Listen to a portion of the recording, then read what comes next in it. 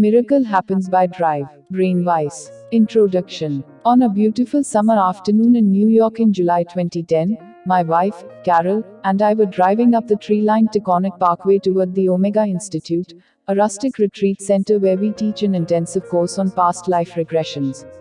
We love teaching this course. Incredible events happen every day, again and again.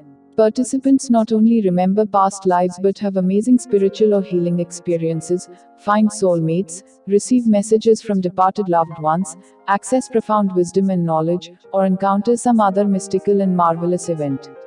Carol and I have witnessed such life-transforming occurrences over the years in these workshops and trainings, and we feel blessed to be able to facilitate and observe them. Often we do not know that a particularly powerful experience has just transpired in the workshop.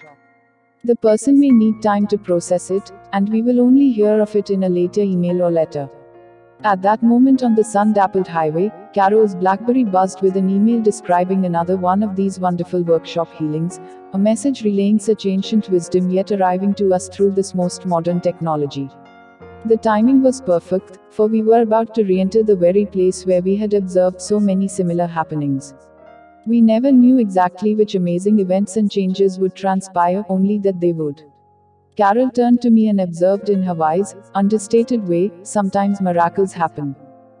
Indeed, sometimes they do. The miracles may be large ones that affect the entire group. They may be small and silent. No matter their scope, the transformation is permanent. Relationships are repaired. Souls are nourished. Lives acquire newer and deeper meaning. Miracles happen. A miracle happened for me on the day that a patient named Catherine walked into my office and introduced me to an entire spiritual universe that I had never believed to exist. My earlier books contain a very detailed account of her experiences, and they describe how her life was permanently altered for the better as a result of them. My own life was affected at least as much. Before uncovering her amazing past life memories, I had been a left-brained, obsessive-compulsive academic. I had graduated magna cum laude, Phi Beta Kappa, with a degree in chemistry from Columbia University.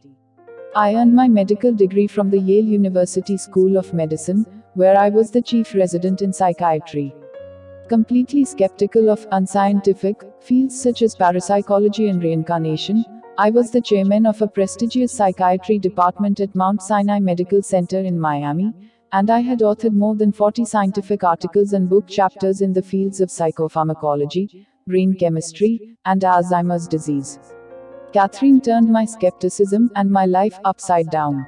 Although it has been over 30 years since that day, I still remember the very first time that she crossed the invisible boundary of her current life and entered the realm of other lifetimes. She was in a deeply relaxed state, her eyelids lightly shut but her concentration intense. "There are big waves knocking down trees," she whispered in a hoarse voice as she described an ancient scene. "There's no place to run. It's cold, the water is cold. I have to save my baby, but I cannot. Just have to hold her tight. I drown, the water chokes me. I can't breathe, can't swallow. Salty water. My baby is torn out of my arms." Her body had tensed, her breathing accelerated. Suddenly, her body and her breathing relaxed completely. "I see a cloud. My baby is with me. And others from my village. I see my brother." My skepticism needed more time to erode, but the process had begun. Catherine's severe symptoms began to disappear as she remembered more scenes from this and other prior lifetimes. I knew that imagination could not dissolve such chronic symptoms, only actual memories could. Catherine would go on to remember many historical facts and details from her past lives, which we were sometimes able to confirm. She was also able to relate private truths from my own life, truths that she had no obvious way of knowing or discovering. She would tell me these personal facts while she floated in that beautifully relaxed state in between physical lifetimes. Those powerful evidential encounters with Catherine began to open my mind and to erase my doubts. I found other reputable clinicians conducting regressions and research, and I became further convinced. Ever since Many Lives, Many Masters, my first book, was published in 1988, I have treated over 4,000 individual patients using past life regression therapy and many more in large groups during my experiential workshops. Each case validates and confirms, teaches and expands. Each case reveals more of life's mystery. In that time, I have met with past life pioneers and luminaries from all over the world. Where there was once disbelief, there is now carefully collected knowledge and wisdom. The stories in this book will propel you on the very same path and lead you from doubt to discovery. Just open your own mind and let this miraculous journey begin. In the workshops that I conduct, approximately 2/3 of the audience successfully remembers episodes from previous lives. Their memories and recollections frequently heal emotional and physical maladies. Symptoms resolve even though the memory may not be absolutely accurate, for an error in recall does not negate the truth and importance of the memory. As an example, in a regression you may recall the trauma, chaos, and even the entire emotional reaction of your mother when you were 3 years old and ran into the street, almost getting hit by a black Buick. When you check with your mother, it turns out that the car was a navy blue Cadillac. Otherwise, everything else in your recall was accurate. This slight degree of distortion is acceptable. Memory is not literal time travel. And if, in describing the memory of the near accident, you used a word that you did not learn until you were 12, this is also fine. Your observing and describing mind is your present day consciousness, not your 3-year-old brain. You never actually stepped into a time machine. Hypnosis is the tool I use to help people recall such childhood events, and more. Many of my patients and the people who have attended my workshops are able to remember events not only from their childhood but also from when they were in their mother's wombs, from that mystical state when they were in between lives, and from past lives. Throughout the years, I have encountered people whose preconceived notions about past life regression therapy have compelled them to dismiss the concept entirely. They argue that the memories are distorted or inaccurate, as I have addressed above, or that its therapeutic effects can be ascribed to wishful thinking, or that everyone who has a regression erroneously identifies themselves as a famous historical figure in a past life. Such critics are vocal but misinformed. This book contains numerous stories of people who have undergone or performed their own regressions, and together they present a catalogue of an incredible diversity of experiences that definitively challenges such assumptions. Its pages contain far more recollections of paupers and peasants than people of prominence. Imagination or fantasy does not cure deeply entrenched physical or mental conditions, yet this book is brimming with examples of how remembering our past lifetimes does, and neither the patient nor the therapist even needs to believe in this concept for the healing to occur, just as neither Catherine nor I did at first. The stories in this book, like a microcosm of the entire field of regression therapy, illustrate a widely varying range of past lives, yet they also point again and again to the fundamental commonalities in our soul's journey and evolution. To open your mind to their truths, that we are immortal and eternal beings who have lived before and will live again, that we are all one, and that we are all here on earth to learn lessons of love and compassion, is, to borrow from that well-known quote, to take one important step for a man and one giant leap for mankind. Whenever my patients and workshop participants successfully remember one of their past lives, a direct avenue to divine wisdom and to physical or emotional wellness is established. The awareness that we have had multiple lifetimes, separated by spiritual interludes on the other side, helps to dissolve the fear of death and to bring more peace and joy into the present moment. Sometimes, just the remembrance of past life traumas leads to incredible insights and healings. This is the rapid route. Those who have not had a past life memory can attain understanding and an enhanced perspective by witnessing or reading about the experiences of others. An empathic identification can be a powerful transformative stimulus. This is an alternative route, where the direction of progress is more important than the speed. We will all eventually reach a state of enlightened awareness. Reincarnation, the concept that we have all lived past lives, is the door through which I entered a greater level of understanding. Catherine opened the door for me, and I have subsequently held it open for many more. But there are many doors. People have accessed the higher realms through near-death experiences, through mystical encounters, or through meditation. Others have had a sudden insight or aha moment. All doors lead to the same place, a transcendent recognition that our true nature is spiritual, not physical. There often is a simultaneous awareness that we are all interconnected and that we are somehow manifestations of one energy. The author Paulo Coelho writes, "Life is the train, not the station."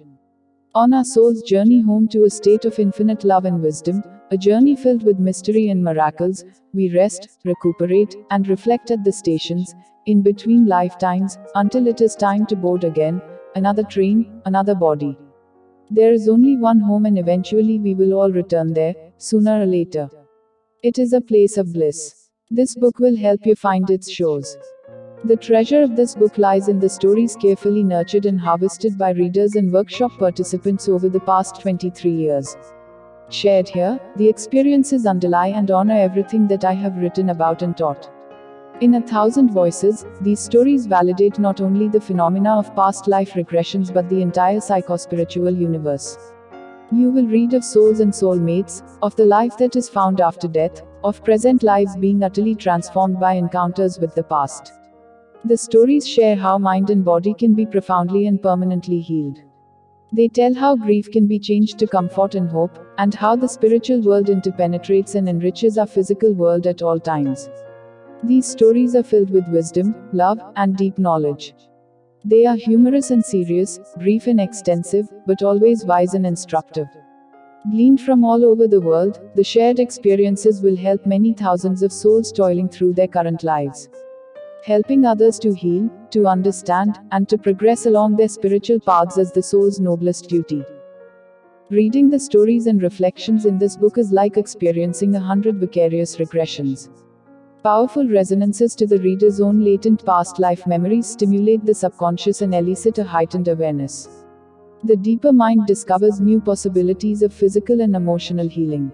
A comprehension of our higher nature, that we are the soul, not the body or the brain, leads to profound shifts in our core values and aspirations. And then the most important transformation of all begins. Our consciousness awakens, opens its divine but dormant eyes, and discerns its spiritual path. The stories that have been selected to be in this book do not merely describe these gentle wake-up calls, they provide them. To read them is to be changed in some ineffable yet indelible way. At that moment of awakening, when we discover our inherent nature as eternal beings, doubt disappears. As if an ancient alchemist sprinkled his magic dust on us, fear is permanently transmuted into inner peace, despair into hope, sadness into joy, hate into love. At the level of the soul, anything can happen. Words have their own alchemical power. This book is not a collection of stories, it is a collection of transformative possibilities. By reading about and empathizing with the regression experiences of others, we gain a deep connection to their immense wisdom. A link to an incredibly wise and loving cosmic process is established and gradually strengthened, story by story. Each one that has been chosen for this book facilitates those empathic connections and provides accessible insights into the deeper nature of our souls, our purpose on the earth, and our healing potential. My commentary, I hope, helps to clarify these themes even more. As you read of others' mystical encounters, the likelihood of having one of your own becomes increased. The stories set the table, and now the special guest can enter. They shine light on an entire metaphysical philosophy. The concepts of reincarnation and past life regression demonstrate the reality and essence of our higher self and our higher purpose. The techniques and teachings found in the following chapters can be used by all to improve your lives, to endure along your spiritual path, to experience more love and happiness right now, and to understand that there is no need to fear, as we are all immortal. We are all souls. My daughter, Amy, is a therapist as well as a writer and an editor. She and I collected hundreds of submissions from people who had a meaningful memory to share. We carefully read and reread each one, selecting those that we felt would highlight an important point, provide a platform for teaching, and, most of all, illuminate our shared life lessons. Their beauty and their insights were frequent topics of discussion around the family dinner table. Amy and I worked as a team to write this book. Sometimes, my words give poetry and purpose to her thoughts, sometimes, her words give form and finish to my thoughts, but at all times, both flow into each other seamlessly. It has been such a pleasure and a blessing to be able to work with her on this project. Yet the most important collaborator by far consists of you, the authors of its stories. Without you to truthfully, bravely, and eloquently share your experiences, this book would not exist. Without you, there would be no words. You are the inspiration for its creation and the conduit for its healings.